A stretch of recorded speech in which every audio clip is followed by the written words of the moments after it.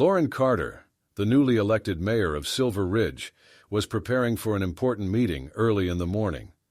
Born and raised in this city, her victory in the election was not only a personal achievement, but also a testament to the trust of the community that had supported her for change. Her life had always been filled with challenges. As an African-American woman, she often had to overcome biases and doubts about her competence. But each challenge only strengthened her resolve to work harder and prove her worth.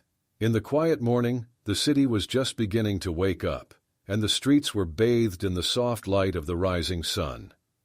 Lauren was on her way to meet a group of entrepreneurs, ready to discuss a new program to support small businesses. The parking lot near the municipal building was nearly empty, and her car was parked slightly apart from the others. She was in a hurry, her thoughts already focused on the upcoming meeting, when she noticed she had forgotten the folder with her documents in the car. Feeling slightly annoyed with herself for the oversight, Lauren returned to her car, opened the door, and began searching for the necessary papers. At that moment, a patrol car pulled into the parking lot. Officer Ray Davidson, an experienced policeman with over 20 years of service, had long since become accustomed to relying on his instincts. Over the years, he had seen many cases of misconduct, forming a certain set of signs that, in his view, helped him identify suspicious individuals.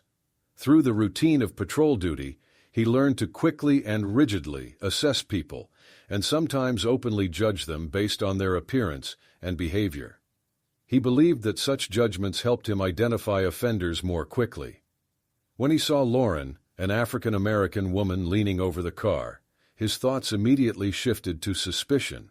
In his mind, this behavior, someone rummaging in a car, leaning over an open door, was a potential sign of criminal activity.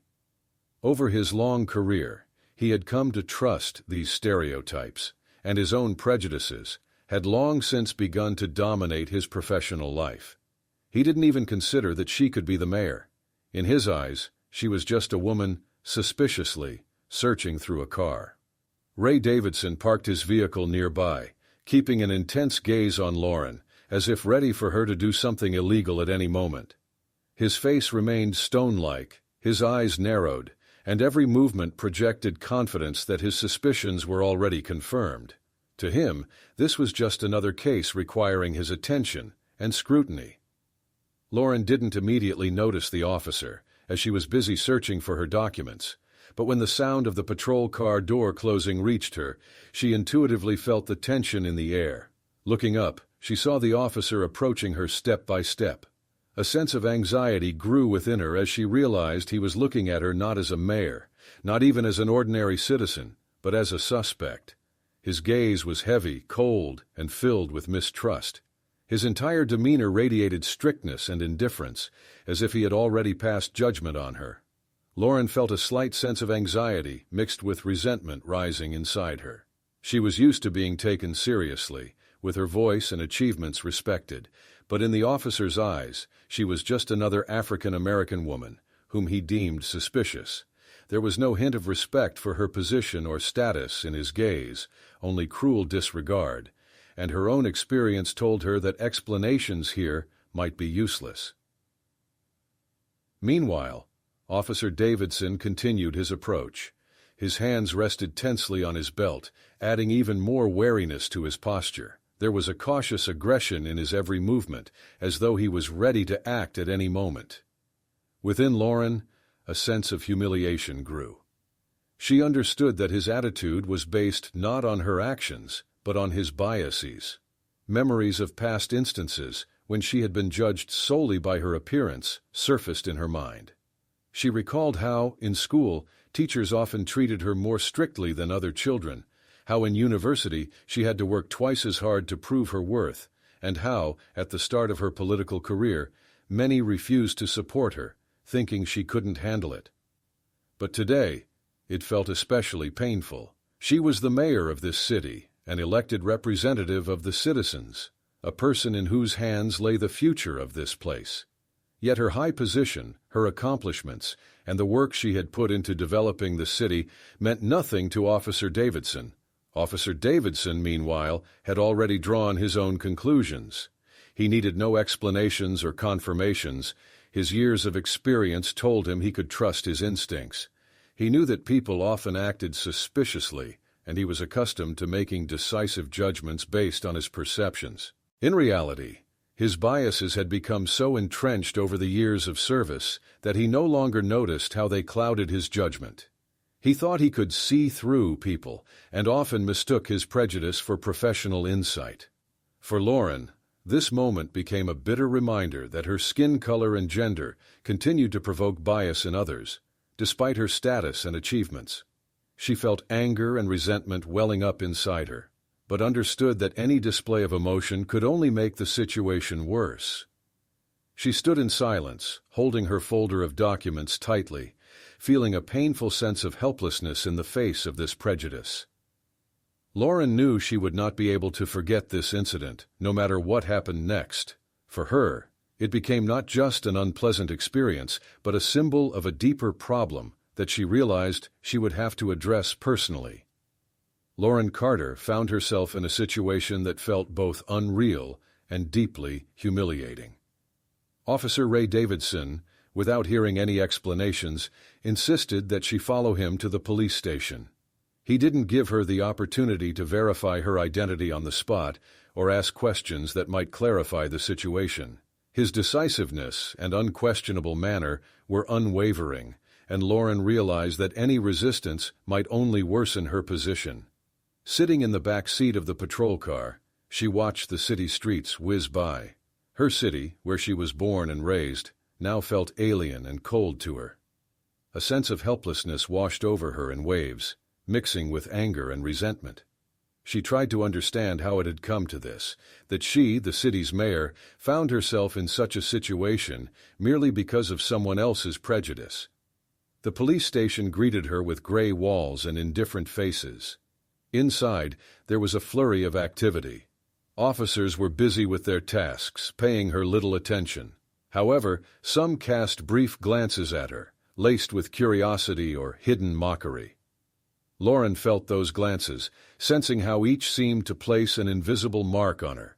Officer Davidson, handing her over to his colleagues, briefly explained the situation, adding a hint of sarcasm to his account. His words sounded as if he had uncovered a serious crime. Lauren noticed that none of those present showed any desire to investigate or ask her questions. She was simply led into a small, windowless room where she was to wait for further instructions. Sitting on a hard chair, Lauren stared at the cracked paint on the wall in front of her.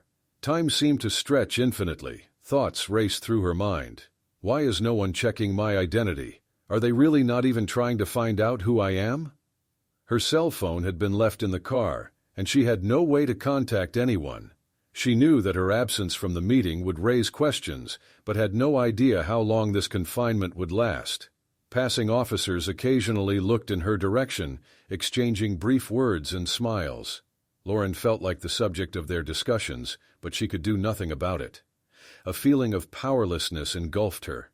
She, who was used to being at the center of events, making decisions, was now stripped of the chance even to explain herself.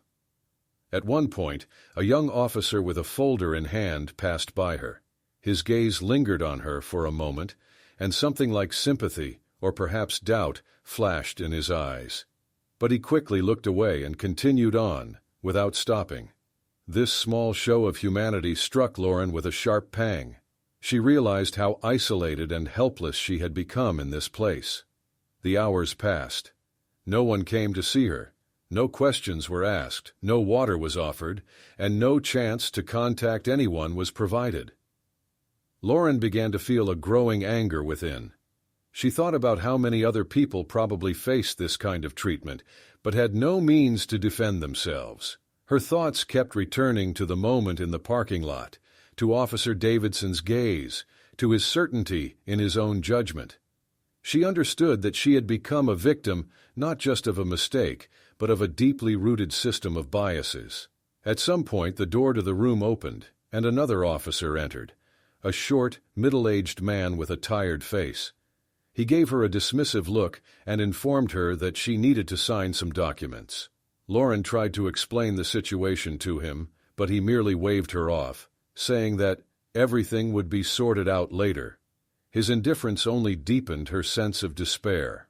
Lauren began to realize that she would have to find a way out of this situation on her own. She remembered that her deputy, Amanda, was supposed to be waiting for her at the meeting. Perhaps her absence would cause concern, and then a search might begin.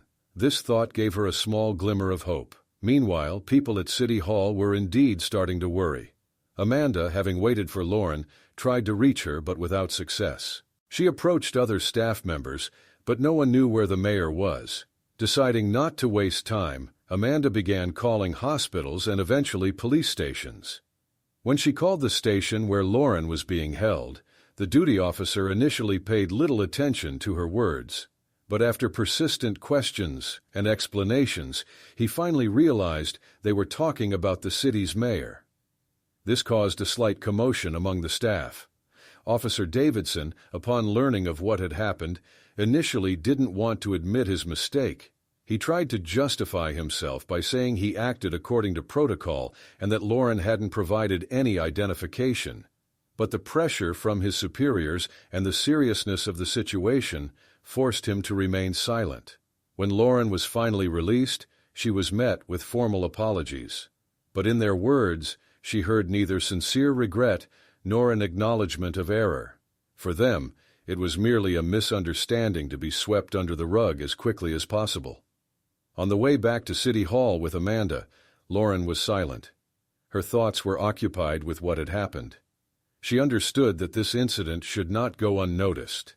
It was not just a personal experience of humiliation and injustice, but a sign of a deeper problem within society.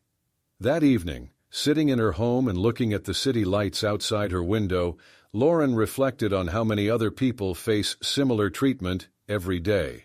People who lack the ability to draw attention to their situation, who have no voice to be heard. She realized that it was her duty to use her position to fight this injustice. This resolution took root in her heart. Lauren decided she would not allow this incident to be forgotten or swept aside. She was determined to act to change a system that allowed prejudice to affect people's lives. And although she didn't yet know where to start, she was resolute in doing everything possible to make a difference. The next day after the incident, Lauren Carter returned to her usual routine, but a strong sense of injustice burned within her. Remembering how she was detained, how coldly and suspiciously she was treated, she felt she couldn't let this incident go unnoticed. This experience had become more than a painful memory. It was a symbol of the obstacles that African Americans and other minorities faced. She knew her arrest wasn't a coincidence. It was the result of prejudice that she and her community had endured for many years. The events of the previous day had deeply shaken Lauren. She understood that even her high position couldn't protect her from injustice and bias. She reflected on how many other people without status or influence encountered similar situations. The thought came to her mind, if even a city mayor wasn't safe from such treatment, what must it be like for others? Lauren decided that, as mayor, it was her duty to use this incident to draw attention to the issue. Her heart was filled with determination to convey the importance of fighting prejudice and injustice. She saw an opportunity to change the situation and not allow this incident to be forgotten or swept aside. She knew that making a public statement would be a risky move, provoking mixed reactions, but she was undeterred. She was ready for the serious consequences that might follow and understood that this was her duty to the city. Preparation for the press conference began that morning. Lauren asked her aides to gather the press and inform key media outlets about her statement. She prepared herself for the conversation, envisioning the questions that might arise. Her goal was clear, to tell people about her experience and emphasize that this was not just her personal story, but a manifestation of a deeply rooted problem. She knew her words would not only explain what had happened, but also serve as a call for change. A significant number of journalists gathered for the press conference, and when Lauren stepped up to the microphone, the silence in the room intensified the tense atmosphere. She stood before the camera, her hands on the podium, feeling the attention of everyone focused on her. Her gaze was calm, yet firm. She was ready to share her story without softening or embellishing it. She began her speech by recounting the events of the previous day. She described the situation as it was: being detained without reason, the indifferent and dismissive treatment, the prejudice from the officer. She chose her words carefully to convey the feelings that had overwhelmed her at the time. She wanted everyone in the room to understand how insulting and humiliating the incident had been, but also that it was not just a personal grievance. Her aim was to make clear that the problem was much broader, affecting hundreds of people who lacked the means to speak out about their injustices. Her story touched many. The journalists who had come to listen felt the power of her words and understood that this was more than a statement of personal offense. It was an indictment of a system that allowed prejudice and racism to dictate people's fates. Lauren continued her speech, emphasizing that her case was just one of many examples of discrimination faced by people in her community. She pointed out that bias within law enforcement was one of the most pressing issues, and that it was time to address it. Her words evoked both support and disapproval among the audience. Some saw her speech as a bold step toward truth-telling, while others viewed her actions as a provocation that would only increase tension. But Lauren knew such reactions were inevitable. She realized that changing people's minds and acknowledging the problem would always be a challenging process that stirred complex emotions. After the press conference, her life changed.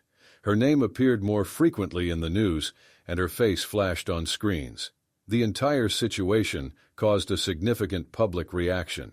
Many supported her stance, believing her speech was necessary to raise awareness of racial discrimination and bias. Some journalists highlighted that Lauren, risking her reputation, put public interest above personal comfort, strengthening her image as a strong and principled leader.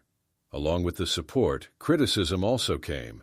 Lauren's opponents criticized her, accusing her of inciting discord and exaggerating the incident by using her position. They claimed that her statement was an overreaction and that she should have handled the situation quietly, without drawing attention. These words frequently appeared in the press, and Lauren saw how some influential people openly expressed their dissatisfaction. It was a tough test for her, but she knew she couldn't let the pressure break her spirit. Lauren understood that this incident marked the beginning of a long journey. She knew that fighting prejudice and discrimination would require great effort and resilience. She realized that her decision to speak out against injustice was a step that would change not only her life, but also the lives of others. Now she had even more motivation to achieve real change in the system, and she was ready to face the challenges ahead. That evening, after a busy day, Lauren sat in silence, reflecting on the events. Her actions had caused widespread reaction, but she felt calm. She knew she had made the right decision, and that her words had not been in vain. Lauren understood that there was a lot of work ahead, but she was prepared for every step. Looking at the city lights outside her window, she felt a growing sense of resolve and confidence, that her journey was only beginning. Her fight for justice had become a personal mission, and now she knew she was committed to seeing it through to the end. After her public statement, Lauren Carter found herself at the center of attention from the public and the media. Her words at the press conference resonated widely and served as a starting point for a deeper awareness of the scale of the problem. She felt an invisible wall of tension, sympathy, and criticism forming around her. Lauren felt that she couldn't stop there. Her arrest had been only a catalyst, opening her eyes to the necessity of action. She understood that it wasn't enough just to speak out against injustice publicly. She needed to back her words with action and find real evidence that the problem of bias in law enforcement affected not only her, but many other residents of the city. Lauren decided to conduct her own investigation and reach out to those who had experienced similar treatment from the police. She began by addressing the residents of Silver Ridge. Through social media and local community organizations, she encouraged people to share their stories of bias, discrimination, and injustice. She wanted to understand how many others had gone through what she did, but perhaps lacked the opportunity or strength to raise their voices. Soon, she began receiving numerous messages and calls from residents who shared their experiences. Each message was both a revelation and a heavy blow for her. People recounted instances of being stopped on the road without any apparent reason, having their documents checked on the street, sometimes being treated roughly, or even detained simply because they looked suspicious. These stories struck a painful chord in her heart. Lauren saw that her case was indeed not an isolated one, and the problem was far deeper and broader than she could have imagined. She began meeting with residents personally, talking to them, listening to their stories. Many of those who came to meet her were from low-income neighborhoods, members of minority groups who felt powerless against the system. For them, Lauren became a symbol of hope, and they eagerly shared their experiences. Lauren saw that their stories were filled with disappointment, bitterness, fear, and helplessness. She listened as people shared their sense of injustice and how they avoided interactions with the police to avoid ending up in a similar situation again. These meetings became a crucial source of inspiration for Lauren. She felt a responsibility toward everyone who believed in her strength and her ability to change the system. With each story, her determination grew stronger. She realized that her arrest was just a small part of what many people experienced every day. Lauren began to understand how much the law enforcement system needed reforms to eradicate bias and protect civil rights. In the following weeks, Lauren organized several open meetings with residents, inviting journalists and representatives of community organizations. She wanted these stories to be heard and recorded so they would not fade into obscurity. Lauren knew that highlighting the issue wasn't enough. These testimonies had to be documented to show the scale of the injustice. She began compiling these stories, recording and documenting each meeting. Her work in collecting data and supporting those affected by bias became a serious challenge for her reputation. Influential people on the city council and within the police were displeased that Lauren publicly addressed such sensitive issues. Some of them felt that these discussions created unnecessary tension and fueled conflicts. However, Lauren was firmly convinced that transparency was the only path to change. At some point, she began receiving anonymous messages with threats.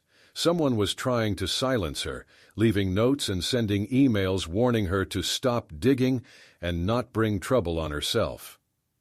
Lauren, accustomed to difficulties and understanding that these were merely attempts to intimidate her, resolutely ignored the threats, but she began to realize how powerful the hidden forces were that wanted everything to remain as it was. Despite the pressure, she continued her work, drawing strength from each new story and each confession from people who came to her for support. Lauren felt that these meetings and conversations had become her personal mission. She understood that she needed something more than just power and recognition. She needed the support of the residents, their trust, and their belief that change was possible. Soon, her efforts began to yield results. Local activists and community organizations supported her, starting their own investigations and gathering statistics on cases of bias. Journalists covering her story began publishing articles on incidents of discrimination faced by people in her city. This support strengthened Lauren's position, and she realized that she had managed to create a domino effect that could no longer be stopped.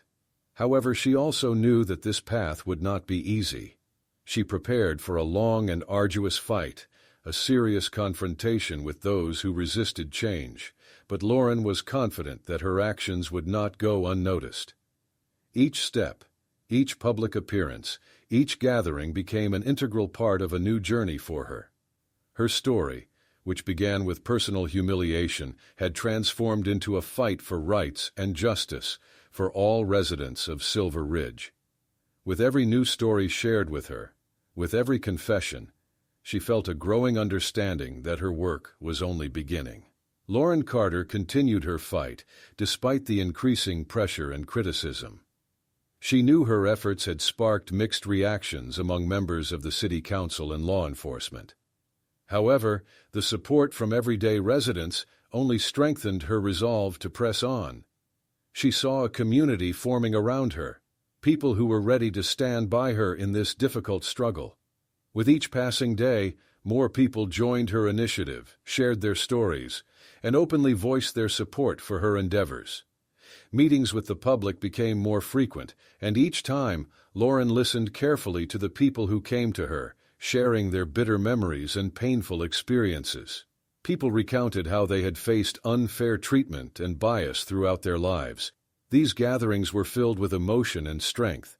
They became not just a way to collect testimonies, but an essential part of a public movement that was stirring the city.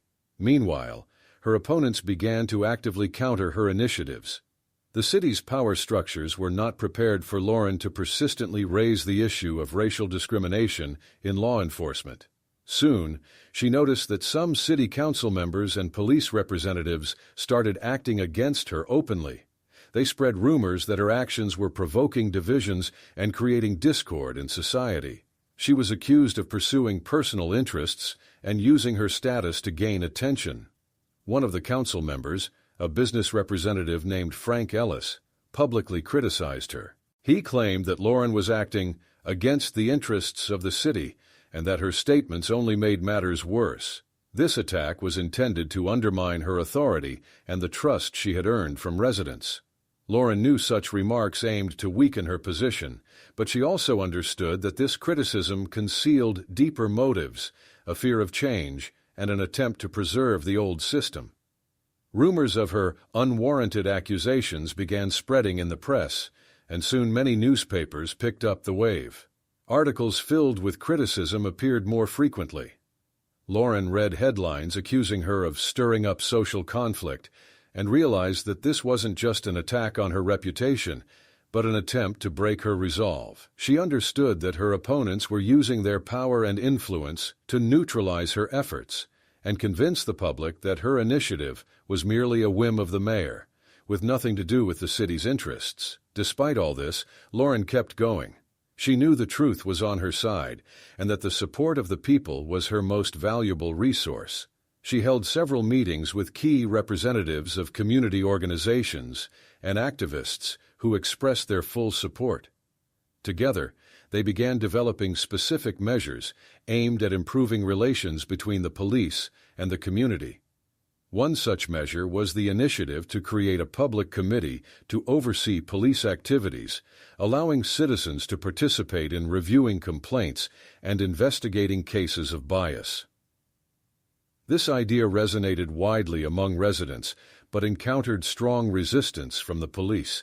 The police leadership saw it as an attempt to interfere in their work and undermine their authority. However, Lauren was prepared for this resistance. She knew that without true public oversight, the issues of bias and discrimination could not be resolved. She confidently promoted the idea of the committee, arguing that it wasn't a punishment for the police, but an opportunity to strengthen trust in law enforcement. Soon, her initiative began to gain momentum, and even among police representatives, some started to see this as a positive direction. Some young officers began to support her idea, understanding that openness and transparency would only improve relations with residents. They saw that Lauren wasn't anti-police, but was striving for cooperation and fairness. Support from these individuals gave Lauren the strength to keep moving forward, despite the difficulties. Over the course of a few weeks, Lauren managed to rally an entire movement around her, aimed at establishing public oversight and eradicating bias. It was not easy. Every statement she made and every step she took drew criticism and opposition from those accustomed to the old ways. However, her resilience and conviction inspired people, and her support in the community continued to grow. She realized that the fight against bias was not a short journey. It was a long and arduous process requiring patience, courage, and support from everyone who believed in justice. In moments of loneliness and doubt, Lauren recalled the stories she had heard from residents, which helped her keep faith in her mission.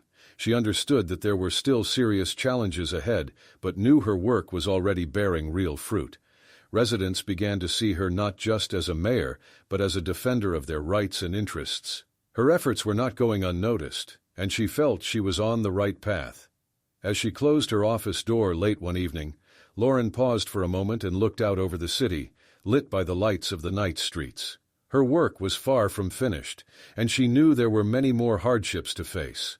But she was filled with determination and ready to keep fighting. Her journey had only just begun, and she was prepared to overcome any obstacles for the sake of justice and equality. As the public movement led by Lauren Carter gained momentum, her efforts to reform the city's law enforcement system attracted increasing attention. Support from the residents strengthened daily, with more people openly endorsing her initiative to establish a public oversight committee to monitor police activities. This committee was intended to be a critical link in the fight for justice, transparency, and the protection of the rights of all Silver Ridge residents. However, the more success she achieved, the stronger the opposition became. Lauren became a target for constant criticism from her opponents, who used every available resource to undermine her authority. Local media began publishing articles portraying her as a dangerous reformer and a populist, and her initiative was framed as an attempt to destabilize the police. The articles were filled with insinuations and accusations, claiming that Lauren was undermining trust in law enforcement and dividing society. Among her opponents was not only City Council member Frank Ellis, who had previously begun openly criticizing her, but also the head of the local police department, Commissioner Paul Duval. Duval was old school, convinced that the police should operate without civilian interference. He believed that by leading such a movement, Lauren was disrespecting his experience and undermining the core of the law enforcement system. Duval saw Lauren as a threat to his authority and tried to use his influence to stop her. City council meetings grew increasingly tense. Lauren had to contend with resistance and blatant disregard from some council members who were unwilling to accept her ideas and saw them as a threat to their interests. During moments when accusations of fomenting conflict were hurled at her, Lauren felt the weight of overcoming misunderstanding and prejudice, even among her colleagues. Her opponents skillfully played on the fear of change and used every tactic to undermine her initiatives. But not everything was bleak. Despite opposition from influential figures, Lauren found support among the youth, activists, and small business owners. They saw her as someone willing to fight for truth and justice, and were determined to support her to the end. Local activists organized rallies in support of her reforms, creating an atmosphere of unity around her initiatives. They believed that Lauren could bring about the changes their city desperately needed. Lauren also gained support among some members of law enforcement, including junior officers less influenced by old traditions. These young police officers saw her proposals as a step toward building trust with residents and understood that transparency would ultimately benefit everyone. They recognized that problems in the system existed and needed addressing. Their quiet endorsement and desire for change gave Lauren hope that her ideas would resonate even among those previously opposed. Meanwhile, with both support and opposition growing, her work became increasingly challenging. Lauren began to notice that her days were filled with meetings, negotiations, and council sessions, with each new day bringing fresh difficulties.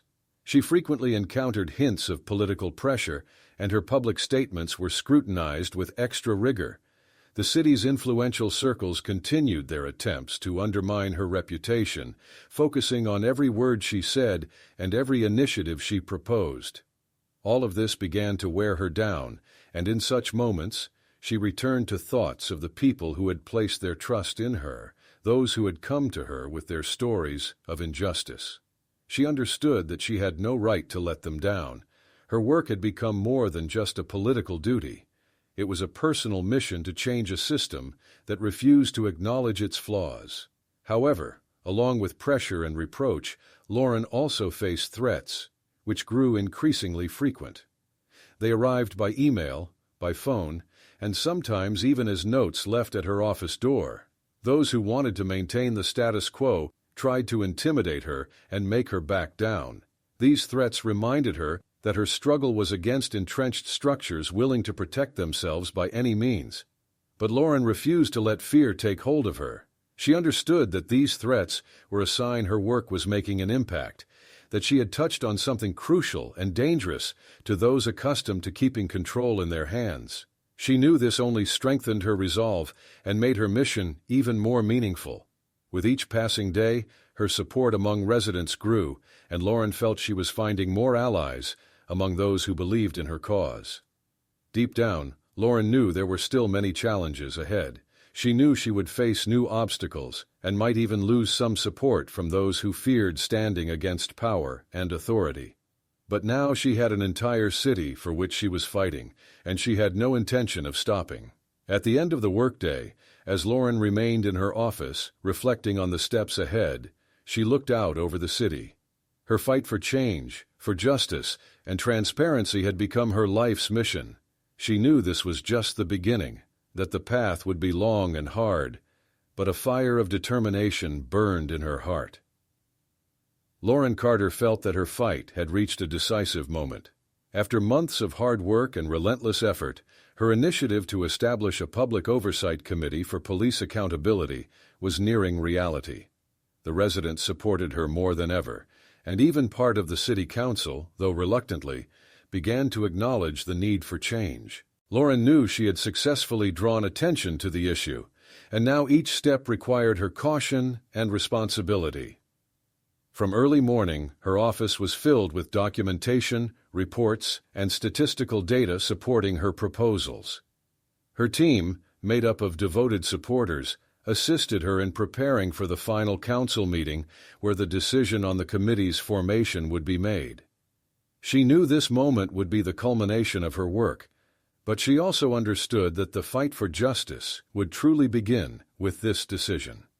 In recent days, Lauren noticed that many residents had started to engage more actively in discussions about bias and injustice. Local activists began organizing public forums and meetings where people shared their stories, talked about experiences of discrimination, and discussed how to make a difference. For Lauren, it was especially meaningful to see her initiative inspiring people to take action independently, and that support for reform had become a genuine movement joined by concerned city residents. Yet even on the eve of the final vote, the pressure on her remained high. Her opponents continued their efforts to weaken her initiative, aiming to turn the committee into a mere formality without real authority or the power to influence police decisions. They claimed that civilian oversight would undermine law enforcement and create chaos in the city. Lauren understood that her struggle was not only against the system, but also against deeply entrenched beliefs that law enforcement should not be subject to public oversight. Police Commissioner Paul Duvall, her primary opponent, was not backing down in recent days. He was convinced that establishing the committee would threaten his authority. His influence within the city council remained substantial, and he used every opportunity to sow doubts about the necessity of Lauren's proposed measures. But she knew that public support was on her side and that people were no longer willing to ignore injustice. On the day of the council meeting, when the committee's fate was to be decided, Lauren felt both excitement and steely resolve.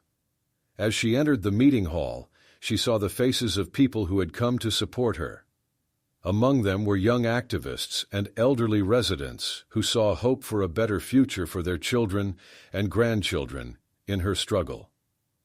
Their presence reinforced her belief that her fight mattered. When the meeting began, Lauren presented her report, clearly outlining the goals of the committee and its role in ensuring transparency in the law enforcement system.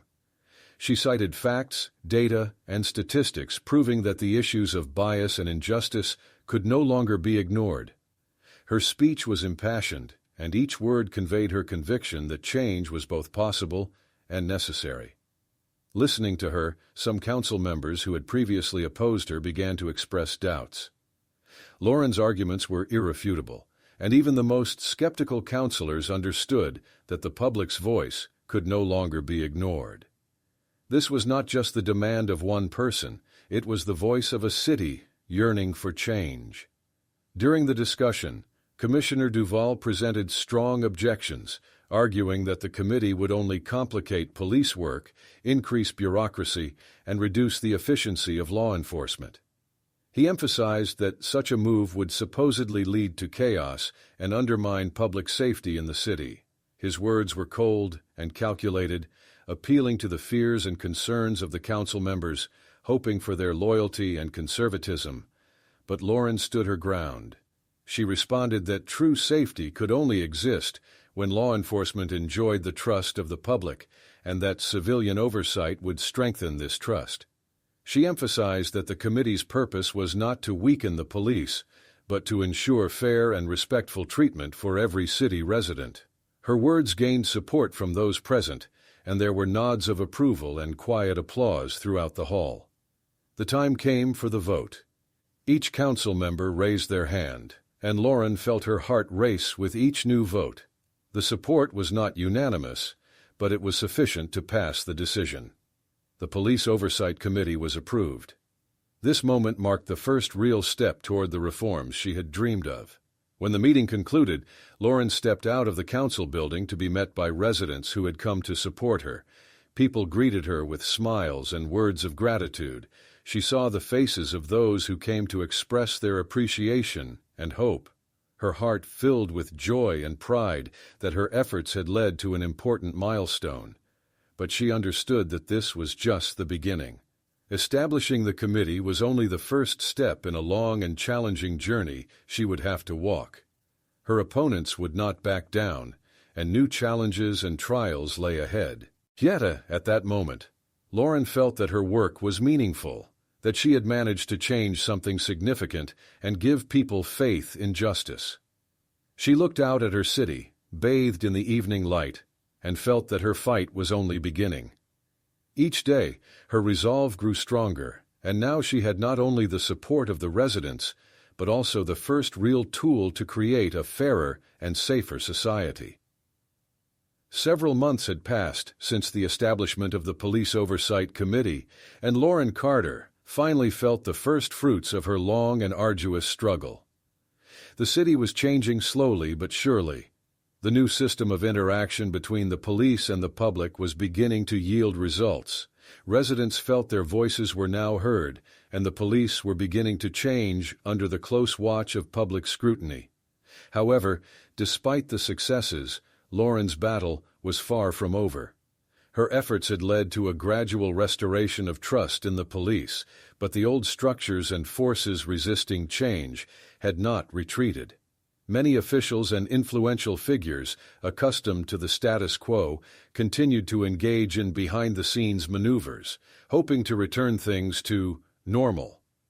Police Commissioner Paul Duval, Lauren's chief opponent, remained in his position and now focused his efforts on undermining the effectiveness of the new committee. Lauren realized her fight had reached a new level. She now needed not only to defend her position against her opponents, but also to protect the reforms she had won. She knew that the committee had to deliver real results. Otherwise, her efforts would be seen as a temporary attempt.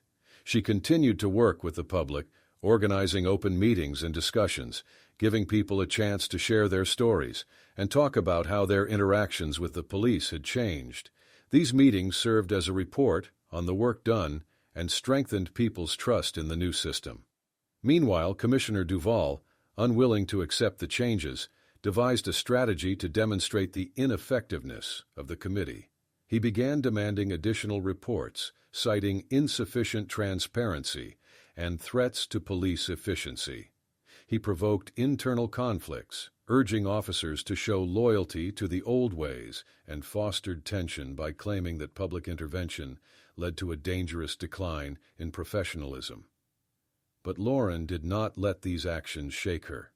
She knew her strength lay in the support of the people, and her work was aimed at improving the lives of every resident. Her resolve grew even stronger when a young officer who had supported her initiative from the beginning approached her after one of the meetings. He said that thanks to her efforts he felt pride in his work and believed that the police could be a force for good. These words reminded Lauren that her actions were changing the lives of not only ordinary residents, but also the officers who wanted to serve their city honestly, and with respect for every person. At some point, Lauren realized she now had an entire movement behind her, inspired by her example and story. People saw her as a leader capable not only of speaking about change, but of making it happen. The city's youth, inspired by her resilience, became actively involved in the committee's work, organizing events and training programs for new officers aimed at eliminating bias and improving relations between the police and the public. Each time Lauren met young activists ready to fight for justice, she saw them as a continuation of her mission and felt that her efforts had not been in vain. By the end of the year, the committee prepared its first report, which demonstrated notable improvements. The number of complaints about unjustified detentions had decreased, and trust in the police among Silver Ridge residents had significantly increased. This report was, for Lauren, concrete proof that her efforts were not in vain, and she felt proud to have initiated such essential changes. However, not everyone was pleased with these results. Duvall attempted to use the report to accuse Lauren of creating a useless bureaucratic apparatus, claiming that its achievements were merely fabricated. But this time, the residents did not support his accusations. The people saw a real difference and felt the system now worked in their favor. Duvall found himself isolated, and his words no longer held the same weight. The city's residents began calling for his resignation, believing that someone who resisted change should not hold such a crucial position. One day, Lauren learned that Commissioner Duvall had submitted his resignation. It was his acknowledgement that the city had changed, and that he could no longer sustain the old system based on fear and prejudice. Lauren knew this was the result of the combined efforts of her team, the committee, and all the residents who had supported her on this long journey. As Lauren stood on the balcony of City Hall, looking out over the city illuminated by the evening lights, she felt an incredible sense of calm and satisfaction. This city, her hometown of Silver Ridge, had changed. She saw that her fight had left a mark not only on the law enforcement system, but also in the hearts of the people who now believed that change was possible. Her name had become a symbol of justice and perseverance, and she felt her story was only part of a broader struggle for the rights and dignity of every person. The entire city gathered to celebrate the changes they had achieved together. Lauren knew her work was not finished. New challenges, new projects, and perhaps new adversaries awaited her. But now, with real power, the support, and the trust of the people, she was ready for any test. She had not only restored trust in law enforcement, she had changed the city's mindset. And this was her true legacy, a legacy of change that began with a single step and led to a new future.